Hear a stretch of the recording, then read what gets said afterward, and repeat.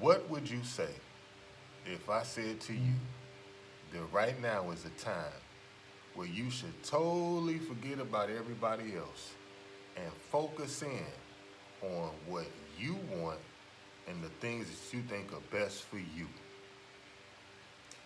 Let me open up with my greeting. I hope everybody is doing good and feeling good. And once again, that is the spirit of me coming to you with this quick and short message.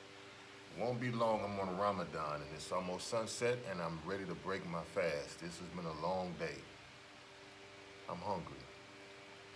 However, I've noticed a shift in humanity with social media being so popular. We can authenticate people's thoughts and where they are in their lives, what they're feeling, what they're thinking, and sometimes we can deduce what they may be going through based on their social media postings. And what I've noticed since the pandemic in 2020, a lot of us are feeling betrayed by loved ones and people who we thought would never let us down to the magnitude in which they have. So a lot of times we're saying things like, our personal friends have betrayed us, they backstabbed us. There are popular memes going around that says, this year people taught me lessons that I never thought they'd teach me. I've learned the hard lesson, things to that degree. And every few years, God, Allah, the universe, what the atmosphere, whatever you want to classify it as, I think it gives us a new prescription on what we need to do based on the time that we're living in.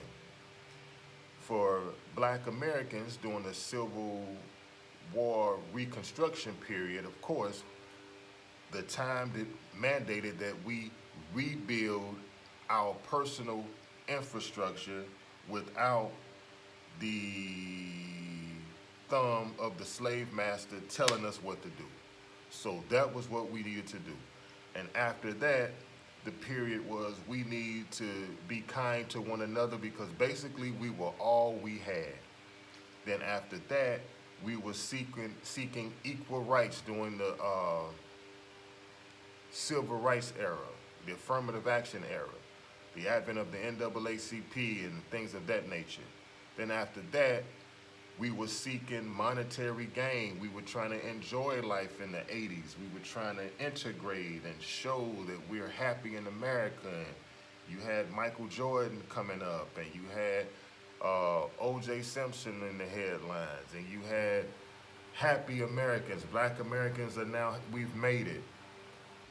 Then after that, things became a little doom and gloom. The crack era hit the United States inner cities, and we were trying to highlight how bad things really are. It wasn't the beauty of the Cosby Show 80s anymore. Now we were going through some things that we needed to talk about. In the 2000s, we were back to focusing on money. It was all material. We had a lot of celebrities, a lot of entertainers making it big. And in the 2020s, we now are here and we are going through this period where it seems like we are just letting one another down. And I say, like I said in the beginning, it's time to look out for you and only you. Be a little selfish. And let me explain what that'll do.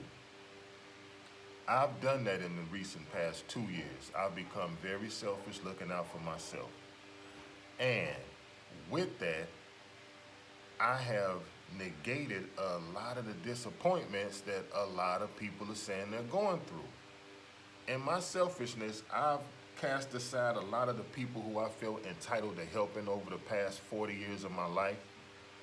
I've looked out for my interests, my desires, my wants, the things that bring me peace. And with that, I have attracted and have been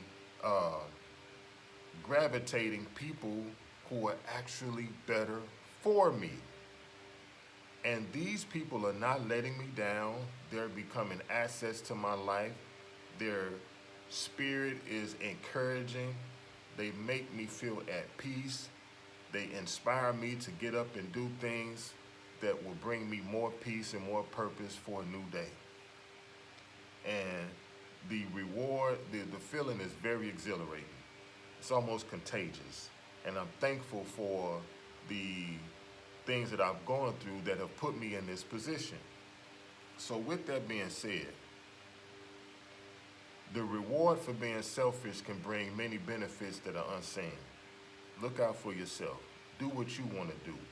If you want to be a person that has to reset by resting in your house, secluded, you do that. Don't listen to other people telling you you need to get out, you need to go date, you need to be around this group. You do what your spirit is telling you you must do. You're your best doctor. You're your best prescriber. You provide yourself the best prescription. You will be ingesting that medication. You know how your body will respond to it. You know what's best for you. Listen to you. Do for you.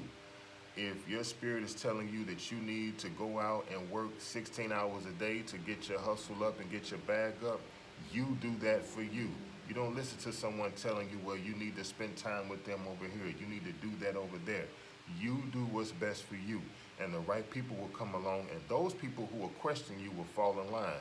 If you feel you need to travel, get out and explore the world. Sometimes if you're stuck in America, it can become claustrophobic. You feel smothered and suffocated.